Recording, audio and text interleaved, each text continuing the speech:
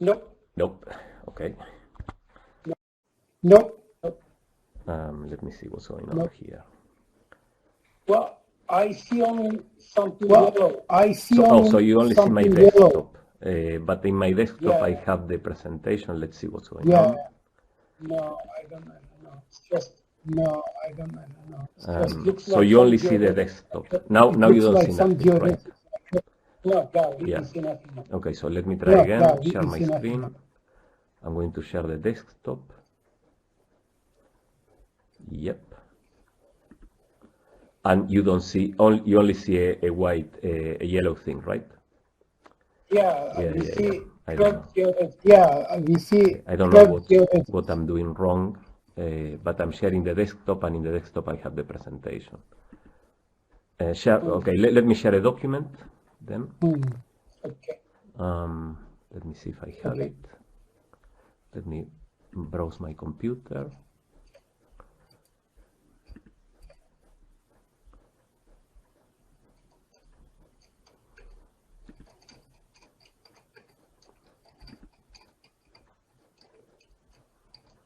Nope. Let me find it like this.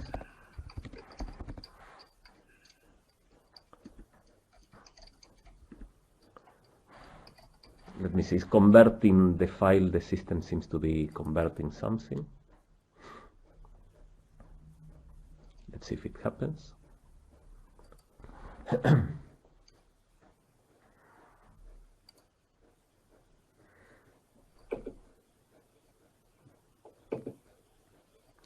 If not, I send my file to Benham. Maybe he can just put my file there, my PDF, and I say, let's go one page forward.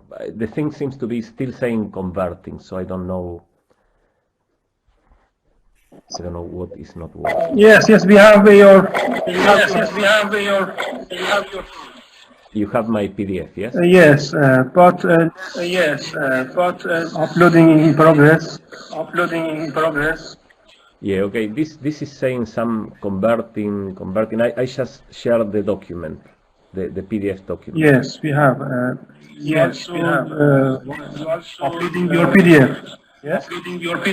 Okay. Yes. All right. So if we go that way, there is no difference. There is no difference. No, the PDF I sent you today. Okay, so I see now a PDF that is probably mine. I don't know if you can see it.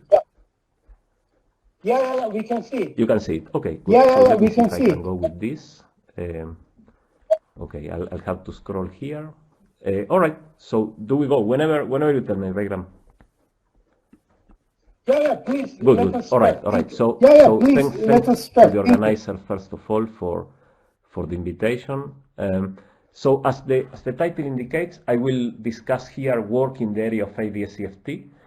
There are many technical details here, so I'll try not to bother you with those, but try to describe the general idea that goes for all an infinite class of certain CFTs in different dimensions, right? So the goal would be to, in today, just touch a bit on the mapping between certain CFTs and string backgrounds in diverse situations, by which I mean in diverse dimensions. The final goal will be to be able to calculate correlators in the CFTs, in the deformations, and along the RG flows. Today we'll focus the thing in just two examples, and we have worked out examples in many different dimensions, but today is going to be 4-dimensional n=2 conformal theories and 5-dimensional n=1 conformal theories. I will consider what are called balance quivers.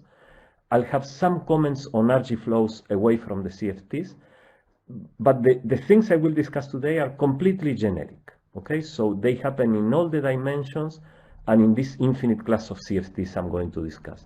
The talk of today is based on papers with a set of co-authors whose names are written there. So let me go with the main problem. The problem can be thought as a problem in mathematics, as the classification of a family of solutions in type 2 or M theory, solutions containing an ADS factor.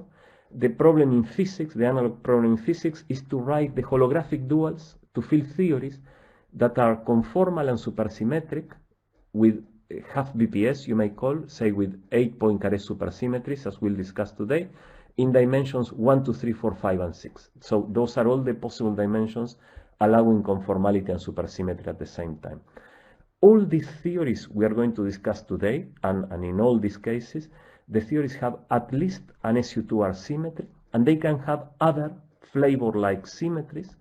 The theories, as we will discuss, they are realized in Hanani-Witten setups, but for you who do not have much experience in Hanani-Witten setups, just think as field theories that have different gauge groups joined by fundamental matter, and also flavor groups joined to the gauge groups by fundamental matter.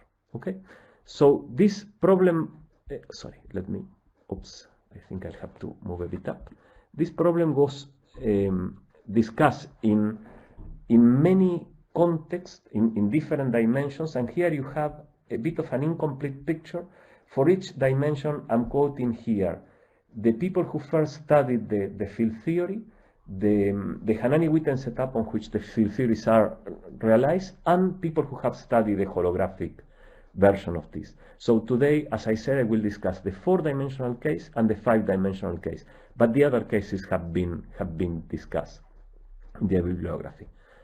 In all these examples, in all these dimensions, for all these infinite families of field theories, in which one has conformality, 8-point Carré supersymmetries, these field theories, they have at least an SU2R symmetry.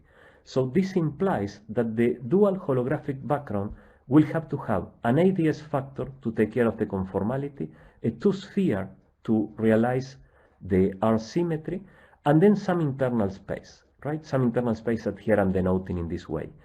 And all these functions, F1, F2, F3, and all the functions that appear in the Ramon and Neves-Schwarz fields, they can only depend on these internal coordinates of the internal manifold in order not to break the isometries of the ADS space. Okay? And so generically what occurs in all these cases, let me move here, is the following. You propose a background like the one I was writing seconds ago. You write the BPS equations as I'm indicating here. These BPS equations are first order, they are non-linear, and there are coupled partial differential equations, so the problem looks quite complicated to solve. Nevertheless, when you do algebraic manipulations with these partial differential equations, you are able to write all of those work factors and functions entering in Ramon and Neves-Schwarz fields in terms of a single function and its derivatives.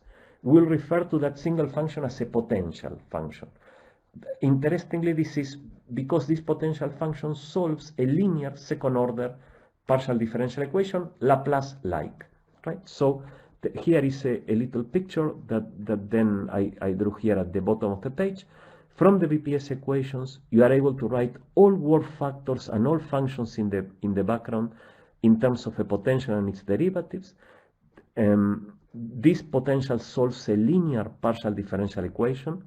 This partial differential equation meets of boundary conditions and initial conditions, and this is where the quantum field theory data gets into the problem.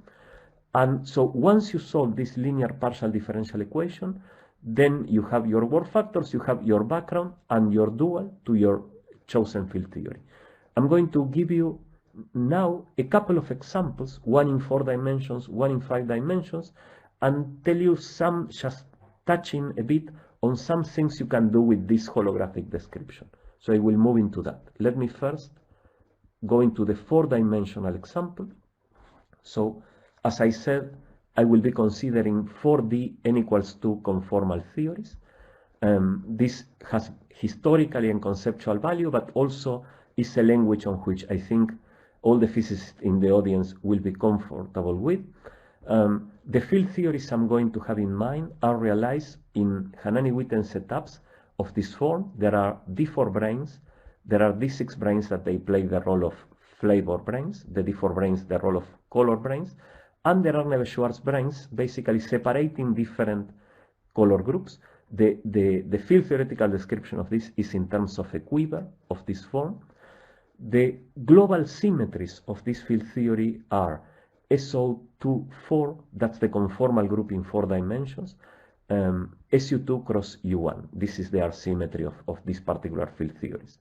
This will be reflected in the dual background containing by force an ADS5, a two-sphere to realize this SU2, and a circle to realize this U1.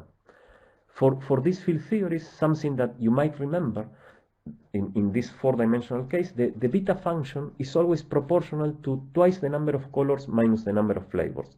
This is an exact result thanks to n equals 2 supersymmetry. And so this implies that if the first group here, this N1, is going to be conformal, then it has to happen that 2N1 is F1 plus F2. Similarly, 2N2 is N1 plus N3 plus F2. So all these equalities here at the bottom of the page, they are just ensuring that all these groups have zero beta function and the theory can be conformal. Okay? So there is a way of encoding all this field theoretical kinematical information in terms of a function.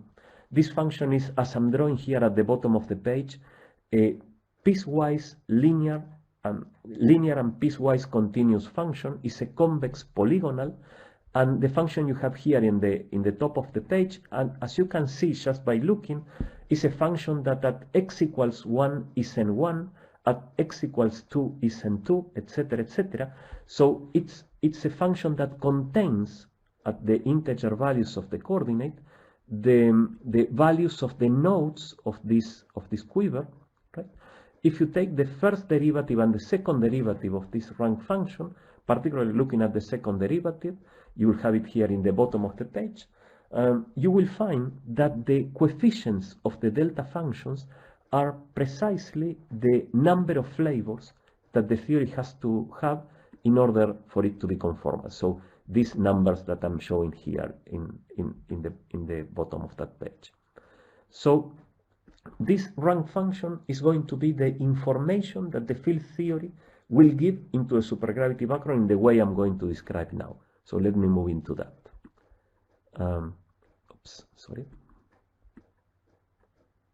Here we are. So the holographic description of these theories was first attacked by Lin, Lunin, and Maldacena in a paper of 2005, and then completed by Gaiotto and Maldacena in a paper of 2010. So you see this topic is 12 years old by now. And the type 2A version of this system is the following. You propose a background with an ADS5, a two-sphere and a circle. That's to realize the conformal and the R symmetry. There are certain functions that are only functions of these two directions, sigma and eta. There are Ramon and Neves-Schwarz fields, all compatible with these isometries. And you write the BPS equations for these functions F1 to F8. These are nonlinear, partial, coupled differential equations. You operate with these equations, and what you find is that you are able to write all these functions from F1 to F8 in terms of a given potential function of sigma and eta, and its derivatives, as I'm indicating here. So these are just examples for the expressions of these functions. What's most interesting here is that this potential function satisfies a Laplace-like equation with certain boundary conditions that are there to avoid nasty singularities and to have well-quantized fluxes. So this is the Laplace-like equation. These are the boundary conditions, and here is how the rank function of the field theory you have in mind enters as an initial or as a boundary condition. Okay, so this Laplace problem can be very easily solved by separation of variables. It's just running the machinery, and this is the solution. So you see it's a Fourier series, a Fourier Bessel series, you may say, where the coefficients are the Fourier transform of the rank function. So the way to think about this is you think about the field theory, right? The field theory of your preference. You think about the field theory of your preference. You have your ranks and your flavor groups. You make sure it's conformal. You write the rank function. Then you propose this background. You solve this Laplace equation. Once you have this potential, you go back to the background and you have your holographic dual. Okay, So with this holographic dual, there are many things you can do. There are many calculations you can do. There are in principle tests just to make sure that it's exactly reproducing that field theory. And immediate tests are to calculate the charges of Neves-Schwarz, D6 and D4 branes. And they do coincide. Once you calculate them, they can be calculated in general without specifying the field theory in terms of the rank function. And they coincide exactly with what the Hanani-Witten setup tells you. And there is one very nice test that goes in terms of what's called the holographic central charge. That is something that can be associated with the A and C central charge of the field theory or with the free energy. So let me show this in some detail. Okay, this holographic central charge is well, for those of you who are not familiar with this, consider a generic supergravity background with some internal manifold. You may consider reducing it to this part of the space, right? I'm looking at the top line. I don't know if you can see my cursor. Reducing on the internal space, and there will be an effective Newton constant. Calculating that effective Newton constant is basically calculating this holographic central charge. The expression is written here in the third line. If you calculated for these particular backgrounds I was mentioning before, duals to 4D n equals to conformal theories, you run a calculation, and in the end, after a long, tedious, but quite straightforward calculation, you end up with the holographic central charge being an integral of this rank function. And you can very nicely compare this with field theory results in the way that I'm going to show. In field theory, these n equals 2 theories, they have two central charges, A and C. They are written in terms of the number of vectors and number of hypers in this way. These are expressions due to Shaperi and Tachikawa. For generic quivers, you will have generic expressions for A and C, just counting vectors and hypers. Let me just focus on one example. This is just to show in this talk an example, but this can be made very generic. The example I'm choosing is a quiver like the one in this figure, SU-N, SU2N, SU3N, etc. You can check that all gauge groups is closed with a flavor group, Pn. All gauge groups have a number of colors equals, twice number of colors equals the number of flavors. You can count vectors, you can count hypers in this case, and calculate A and C. In this particular case, you will get this result for A, for C, and this result for the holographic central charge. At leading order in N and P, that is when these backgrounds are trustable, the A is equal to C and equal to the holographic central charge. So this is one test that one can make to show that this holographic picture is capturing aspects of the field theory. Okay? The very same thing can be played in the case of balance N equals 1 conformal field theories. In this case, the global symmetries of the field theory are the conformal group in 5 dimensions, an SU2R symmetry, and 8 Poincaré supersymmetries. This was initially studied in a series of works by Docker, Gutperle, Uleman, and Karch. In the language we developed, in this language I was mentioning before, we did this with Andrea Legramandi a year ago, and we proposed basically a background with an ADS, a two-sphere, and these extra 2 directions, Ramon and Neves-Schwarz fields compatible with these isometries. You run the BPS equations for these functions f1 up to f7. You work with those BPS equations, you find that they can be written in terms of a potential and its derivatives. The potential solves, in this case, a Laplace equation with a density of charge, so the problem can be mapped into a problem of 2 conducting planes with a density of charge, and the conducting planes at 0 potential. These are the boundary conditions needed. The problem can be immediately solved, again by separation of variables, and here is the solution, where these coefficients are related to the coefficients, the Fourier coefficients of the rank function. So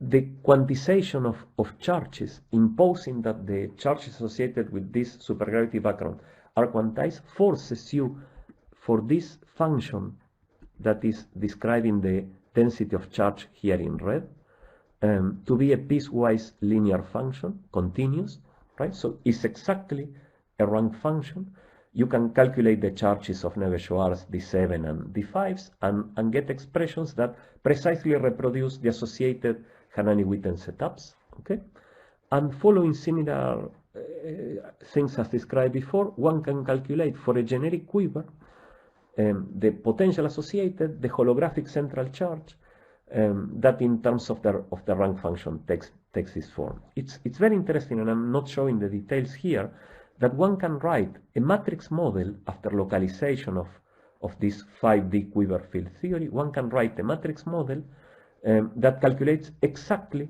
this free energy. Okay, if you calculate this for the example, just that particular example I was mentioning before, this is the rank function. Here in blue in the bottom is the field theory. What you will get are some results. It's not worthwhile to dwell on them too much. But notice that this holographic central charge, when n and p go large, goes like here, n squared p to the 4 zeta function in 3. And this points to a genuinely very non-perturbative result. Okay, so there are also very nice tests in terms of Wilson loops. And again, a correspondence between Wilson loops and matrix models. All this works very well. Let me not describe more tests of this, but describe actually a couple of predictions. And the predictions or applications, they go in this direction. Suppose that you consider RG flows away from these 5D n equals 1 conformal theories, RG flows where you are compactifying the field theory into a lower dimensional field theory. The lower dimensional field theory could be conformal or could be gapped. Okay, so I'm trying to show in this plot the idea of something we did with these colleagues here quoted, Legramandi, Merrikin, and Stuardo.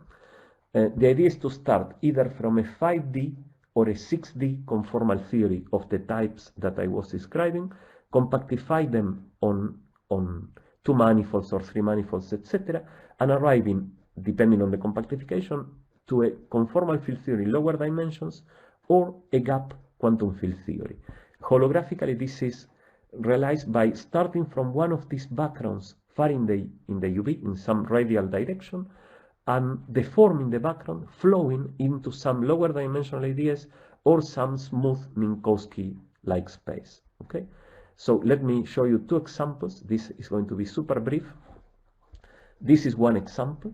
In here, we are describing holographically a compactification for one of these quivers conformal field theories to a 3-dimensional conformal theory.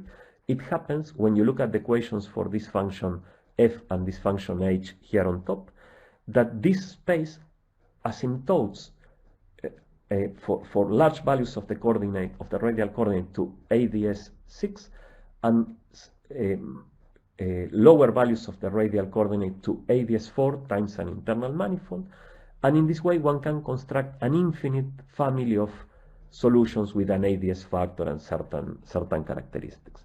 One can also define a free energy or a holographic central charge in this case. Let me describe very briefly another example. This is a very simple, very visual example where one is taking one of these 5D conformal theories, compactifying it on a circle, with SUSY breaking boundary conditions, and the system is flowing to a gap system, basically to a confining theory in 4 dimensions. That is ultraviolet completed by a 5D quiver-like theory. Okay, so this is the metric, and one can calculate this free energy, this holographic central charge. One finds a very nice phenomenon that is also observed in other observables, that these observables, they break up into a conformal part, or a part that has information from the conformal theory. As you can see, this NADS6 is information coming from the free energy of the 5D conformal theory, and a part, this rho-dependent part, that depends completely on the flow. Okay, so this is something that gives a free energy that goes from 0 to a conformal value. Okay, let me now finish this by flashing some conclusions here, some things that I said and things I didn't say. Is that the features that I discussed here today for 4D n equals 2 conformal theories, and 5D n equals 1 conformal theories, they do repeat in the cases of conformal field theories in 1D, 2D, 3D, and 6D. So all this picture of a rank function feeding a BPS system that ends up being a Laplace equation happens also in all the different dimensions. All these systems can be thought in terms of dp, dp plus 2, and Neves-Schwarz brains. One can study RG flows away from these conformal theories, finding either new conformal theories or a confining-like behavior. There is a very interesting universality. Some observables decouple the flow from the CFT data. It might be useful to put all these examples under the same taxonomy. That is not so clear how to do at the moment. And another thing I didn't mention today that is quite interesting is to study how integrability occurs or doesn't occur in the conformal theory, what happens with integrability along the RG flow, and it would be very interesting to try this for minimally supersymmetric conformal theories, the n equals 1 case. So let me stop here. Thank you so much, Carlos. Let me stop here and go for Bayram and if there is any question. Are there any questions? Thanks very much. Thank you so much, Carlos. So there is a question that I... Are there any questions? So in the chat, there is this question. What happens to the boundary entropy? Fabiano seems to have a question in the chat, no? So in the chat, there is this question. What happens to the boundary entropy for compact space equilibrium coordinates? Okay, so I don't know very well how to understand Fabiano's question, but one thing that one can calculate in, let me see if I can go back here, in these systems is the holographic entanglement entropy, right? That might be in the direction that Fabiano is describing.